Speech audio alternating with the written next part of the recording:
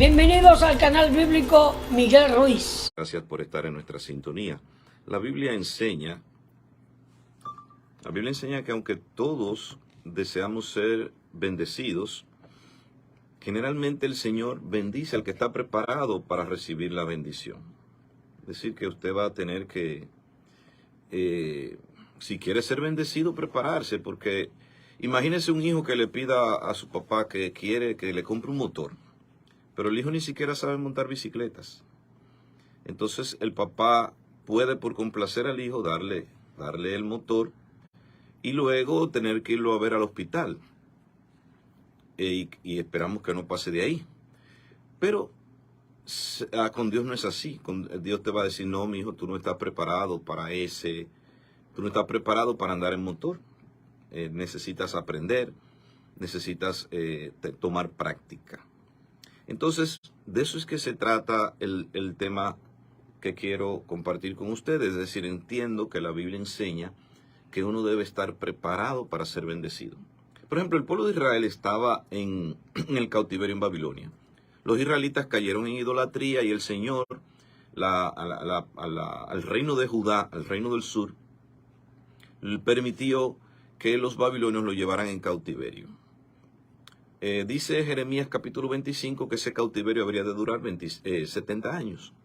Cuando ya se está acercando el tiempo de los 70 años y que ellos van a ser restaurados, el Señor le dice en Isaías 54, ensancha el sitio de tu tienda y las cortinas de tu habitación sean extendidas. No seas escasa, alarga tus cuerdas y refuerza tus estacas, porque te extenderás a la mano derecha y a la mano izquierda, y tu descendencia heredará naciones y habitará las ciudades asoladas. Fíjense que Isaías primero nos da a entender que les leí el versículo 1, pero es una promesa de Israel como una nación estéril. Le llama estéril en el versículo 1, y le dice que, bueno, su tiempo de esterilidad está por terminar, pero que para que eso concluya, ellos deben prepararse. Dice el verso 1, tú, mujer estéril, que nunca has dado a luz, grita de alegría. Tú que nunca tuviste dolores de parto, prorrumpe en canciones y gritos de júbilo. Porque más son los hijos de la casada porque más hijos que la casada tendrá la desamparada, dice el Señor. Ensancha entonces pues el espacio de tu tienda y despliega las cortinas de tu morada. No seas escasa. Es decir, te vengo con una bendición, pero tienes que creerlo. Tienes que creerlo. En Israel había poca cosa que pudiera compararse con la vergüenza de una mujer no tener hijos. O sea, ahora la mujer en general evita los hijos. La mayoría de las mujeres evitan, o una gran cantidad de ellas evitan los hijos. Pero para Israel, una mujer realizarse dependía de que tuviera hijos. Para ahí, por ejemplo, pueden ver el caso de Ana, quien no comía y lloraba porque no podía tener hijos, o el caso de Raquel, quien quería incluso hasta morirse: dame hijos o si no me muero. Por eso, la situación de Israel en el destierro es comparada con una mujer estéril. Una vergüenza grande, una situación vergonzosa, difícil, pero el Señor le dice: eso está por terminar. Y más van a ser los hijos de la desamparada que los hijos de la casada. Si te voy a dar una gran bendición, pero tienes que ensanchar el espacio de tu tienda. Una tienda, como ustedes sabrán, es una casita de campaña. Y si usted vive solo o sola, con su marido, con su mujer, con su cónyuge, pues no tiene que ser una cosa tan grande. Pero si te dice: vienen muchos hijos, extiende las cortinas, ensancha el sitio de tu tienda, no seas escasa. O sea, si no me crees lo que te estoy diciendo, la bendición se va a limitar. Porque usted no puede meter en una casa donde caben 3 personas, usted no puede meter 10. Entonces a veces nosotros mismos somos los que limitamos la bendición de Dios. Dice: alarga tus cuerdas y refuerza tus estacas, porque te extenderás a la mano derecha y a la mano izquierda. Y tu descendencia heredará naciones y habitará las ciudades asoladas. O sea, todo lo que Babilonia hizo y destruyó, yo lo voy a restaurar, tus hijos van a estar allí, pero tienes que hacer una preparación. Mis amigos oyentes, nosotros también tenemos que prepararnos para ser bendecidos. Hay que estar preparados para la bendición. Dios no nos dará aquello para que no estemos en capacidad de recibir. Si quieres más de Dios, tienes que ampliar tu visión, porque Dios es del tamaño de nuestra fe. Si amplías tu visión, tienes que reforzar tus estacas, es decir, tienes que esforzarte más. A un cristiano, por ejemplo, Dios lo quiere usar. Si usted tiene dificultad para arrodillarse y pedirle a Dios que lo fortalezca, tiene dificultad para leer un texto bíblico y de una vez se cansa, pues en esa misma medida Dios lo va a usar. Pero Él realmente quiere usarte para llegarle a mucha gente. Pero si amplías la visión, tienes que reforzar las estacas, tienes que tomar más tiempo, dedicar más atención, más interés, porque 2 Timoteo 2:21 dice, así que si alguno se limpia de estas cosas, será instrumento para honra, santificado, útil al Señor y dispuesto para toda buena obra. Entonces, primero tienes que limpiarte de estas cosas. ¿De cuáles cosas? Bueno, Pablo le dice a Timoteo, huye de las pasiones juveniles. La gente cuando tiene muchas hormonas, cuando está joven, cuando tiene mucho ánimo, pues quiere disfrutar de la vida y llevarse el mundo por delante. Dice, si tú te reservas para el Señor, porque hay placeres sanos que todo joven puede disfrutar. Dios no le prohíbe al joven el sexo, que es un impulso muy fuerte. Lo que le dice es que tiene que hacerlo dentro del matrimonio. Dios no le impide disfrutar, ir a una playa, por ejemplo, comer algo que le guste, conversar y reírse con sus amigos, ver una buena película. Ahora, un joven no tiene por qué acudir a juca, probar toda clase de drogas, decir toda clase de indecencias para ser feliz. No es verdad. Entonces te anulas cuando haces eso, para que Dios te use. Pero si te limpias de esas cosas, serás un instrumento para honra. El hermano Oscar Paredes, nuestro estimado hermano, una vez me decía, yo sentí que el Señor me dijo, si te limpias te voy a usar. Y entonces yo le cité 2 Timoteo 2:21. Bueno, te lo dijo a través de 2 Timoteo 2:21. Si te limpias te voy a usar. Serás un instrumento para honrar, santificado, útil al Señor, dispuesto, preparado, capacitado para toda buena obra. En Josué capítulo 3, el pueblo de Israel está en la víspera de la entrada a la tierra prometida. Pero hay un río que se opone entre ellos y la tierra, que es el río Jordán. Ellos están entrando por la parte oriental. Y el ángel del Señor aparece a Josué y le dice que tienen que prepararse, que tienen que llevar el arca, que una serie de sacerdotes tienen que ir y tocar el agua llevando el arca y que el río se abrirá. Y Josué va donde el pueblo y dice, santificaos porque el Señor hará mañana maravillas entre ustedes. ¿Tú quieres que Dios te bendiga? Yo lo sé que sí. ¿Quién no quiere que Dios lo bendiga? Haga su tarea, santifíquese. ¿Cómo nos santificamos? Juan 17:17 dice, santifícalos en tu verdad, tu palabra es verdad. Leer, reflexionar, meditar, sacarle tiempo a la palabra de Dios nos santifica, purifica nuestras almas. Jesucristo dijo en Juan 15:3, ya ustedes están limpios por la palabra que yo les he hablado. Y 2 Timoteo 3 nos dice, en el verso 16 y 17, que la palabra de Dios es útil para enseñar, corregir, redarguir, instruir y hacer al hombre de Dios perfecto. De manera que, si queremos santificarnos, debemos decidir apartarnos del mal. Tito 2:12 dice que el que quiera servir a Dios debe renunciar a la impiedad y a los deseos mundanos y entonces vivir en este mundo justa, sobria y piadosamente. O sea, usted tiene que decidir qué no va a hacer y qué sí va a hacer. La impiedad, dice, renuncia a eso. Entonces, una vez que ya usted decidió que no va a practicar la impiedad, consagrarse entonces al servicio del Señor. Mi amigo oyente, nosotros somos los que ponemos límites a la bendición de Dios.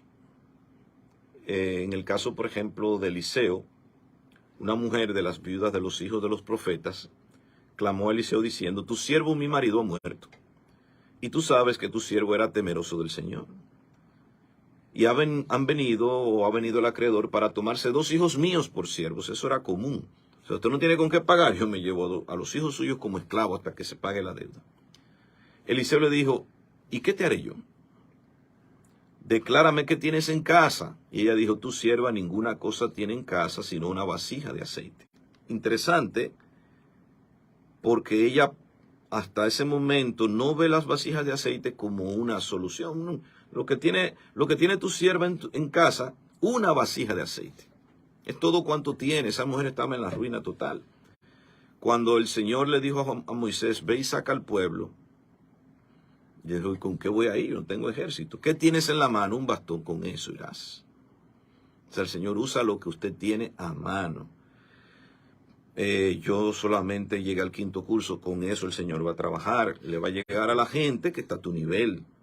Porque hay personas que necesitan oír la palabra en tu lenguaje y en tu capacidad mental, que razonen igual que el nivel tuyo. Un científico no les puede llegar porque racionaliza mucho y da muchas vueltas. Y tú le puedes llegar con un mensaje directo, por decirte algo. Y le siguió leyendo en 2 de Reyes 4. Y él le dijo, ve y pide para ti vasijas prestadas de todos tus vecinos, vasijas vacías, no pocas. No pocas. O sea que le advirtió, la bendición va a ser del tamaño de la cantidad de vasijas que tú puedas reunir. Entra luego y enciérrate tú y tus hijos y echa en todas las vasijas, y cuando una esté llena, ponla aparte. Así que ella cogió el poquito de aceite que tenía y empezó a vaciar en esas las vasijas prestadas. Pero el aceite no cesaba, así que se llenaba. Pasaba a la otra, como si fuera una manguera echando agua. Se fue la mujer, cerró la puerta, encerrándose ella y sus hijos, y ellos le traían vasijas, y ella echaba el aceite. Cuando las vasijas estuvieron llenas, dijo a un hijo suyo, tráeme aún otras vasijas. Y él le dijo, no hay más vasijas. Entonces cesó el aceite.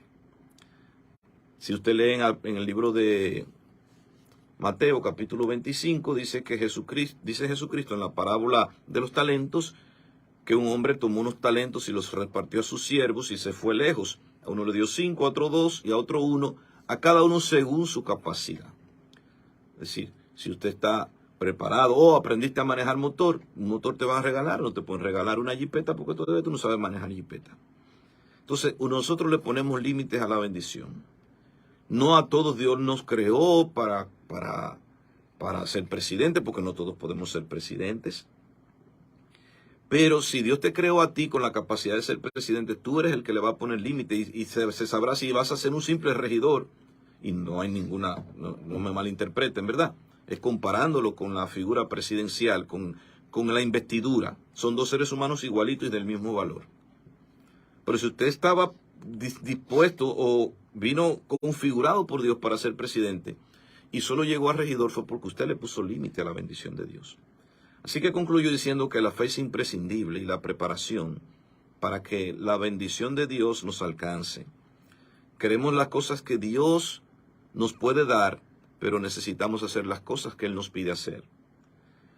Si alguno dice, Dios me va a bendecir, Él sabe, Él lo va a hacer de cualquier manera, porque Él incluso, yo no tengo ni que pedirle, porque Él conoce lo que yo voy a pedir antes de que le pida.